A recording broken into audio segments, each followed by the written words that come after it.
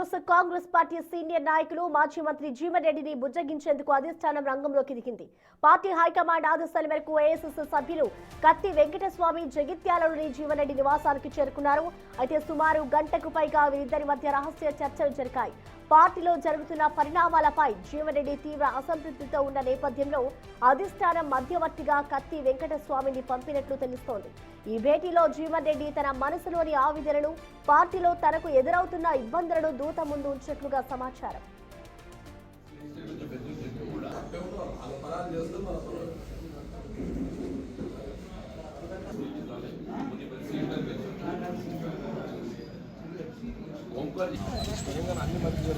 High command సూచన మేరకు మాత్రమే తాను జీవన్ రెడ్డి దగ్గరకు వచ్చారని కత్తి వెంకటస్వామి తెలిపారు.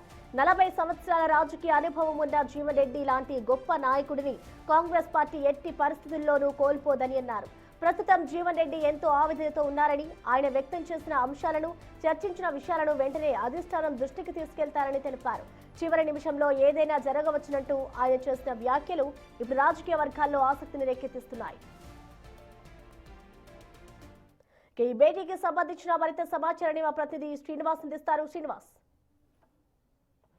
కొద్దిసేపటి క్రితము ఇటు మాజీ మంత్రి జీవన్ రెడ్డి పార్టీ మారుతాడు అని చెప్పి ఇటు ఉగాది తర్వాత ఏ పరిస్థితిలోనైనా కానీ కాంగ్రెస్ పార్టీకి రాజీనామా చేశారని చెప్పి చెప్పడంతో ఇప్పుడు కాంగ్రెస్ అధిష్టానం జీవన్ రెడ్డిని బుజ్జగించేటువంటి ప్రయత్నం చేస్తున్నది. దాదాపుగా 40 సంవత్సరాల పైగా కాంగ్రెస్ లోపల సుదీర్ఘ రాజకీయ జీవితము, కాంగ్రెస్ లోపల సీనియర్ లీడర్ గా ఉన్నటువంటి జీవన్ రెడ్డి ఇటీవల జరిగినటువంటి పరిణామాలు, జగిత్యాల ఎమ్మెల్యే కాంగ్రెస్ పార్టీ లోపల చేరడము, తనకు ప్రాధాన్యత తగ్గించడంతో ఈ సమయం లోపల అలకబోయినటువంటి జీవన్ రెడ్డి గత కొంతకాలంగా పార్టీ మారతాడు అని చెప్పి ఇటు పుకార్లు వస్తున్నటువంటి నేపథ్యం లోపల నిన్న మీడియా సమావేశం లోపల కూడా తను ఇక ఉండలేని పరిస్థితి ఉన్నది కాంగ్రెస్ పార్టీలో అని చెప్పకనే చెప్పినటువంటి పరిస్థితి. ఈ సమయం లోపల ఈ రోజు ఇటు ఏఐసీసీ సభ్యుడు కత్తి వెంకటస్వామి స్వయంగా జీవన్ రెడ్డి ఇంటికి జగిత్యాలకి రావడం జరిగింది. అతనితోని దాదాపుగా ఇటు గంట పాటు కూడా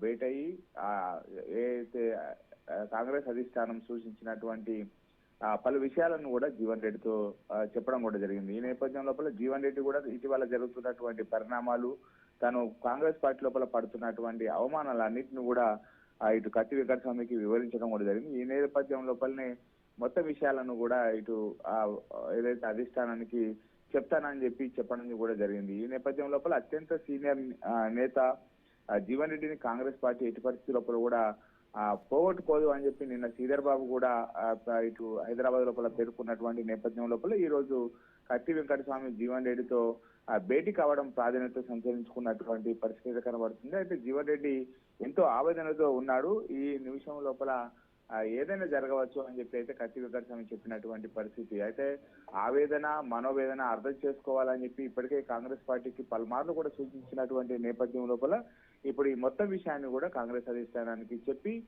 జీవన్ రెడ్డిని బుజ్జగించినటువంటి విషయాన్ని ఇటు ఏదైతే ఏఐసీసీ పరిశీలకులు కత్తి వెంకటస్వామి అధిష్టానానికి చెప్పేటువంటి అవకాశం ఉన్నట్టుగా అయితే తెలుస్తుంది.